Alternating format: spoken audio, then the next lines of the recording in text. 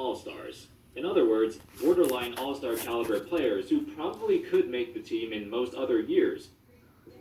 But they're unfortunately stuck in a time period where they're getting outclassed by better players at their position, and thus have not been nominated as an all-star, despite their incredible play throughout their careers.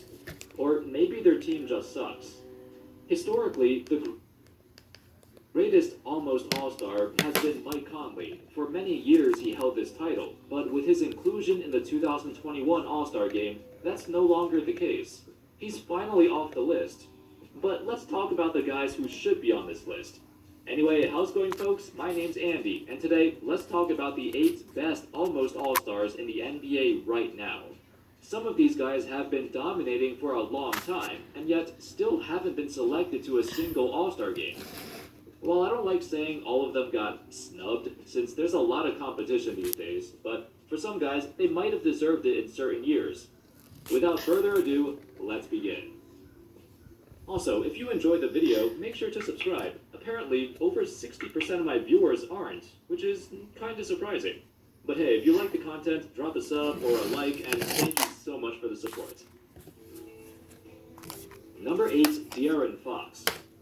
Fox is the youngest guy on this list, with the least number of years under his belt. But in the short time he's been in the league, he's been fantastic. For the past few years, he has a legitimate case to make the All-Star team. And in 2021, this time I thought his time would come, because the Kings aren't terrible anymore. He's putting up great numbers and quickly became the de facto leader of the team. I'd say over the last decade or so, he's the only draft pick the Kings made that actually panned out.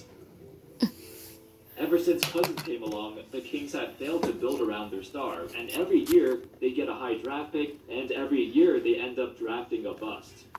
Fox is the first guy since Cousins who has a real shot to lead this franchise to the playoffs. Once that happens, and if he keeps up this level of play, he'll be off this list in the near future. Number 7, John Collins. Like Fox, Collins is still relatively young and still considered a new guy on the block. But also like Fox, he's been making a strong case to be an all-star. While this season has been kinda rough for him mentally, previously he was putting up like 20 and 10. Those are the type of numbers that you want from your center. It's like kind of a threshold we have for big men. If you average 20 and 10, that's an all-star caliber player. Not only that, but offensively, Collins is such a versatile scorer. He can shoot threes, he can post up and face up. He's as good of a rebounder as anyone else. The Atlanta Hawks have also been in the playoff race for most of the year, but due to his slow start, he couldn't make the cut. The Hawks had some mishaps early in the season, but now Collins will be a strong all-star contender for years to come, as the team continues to make progress. Number 6, Clint Capella.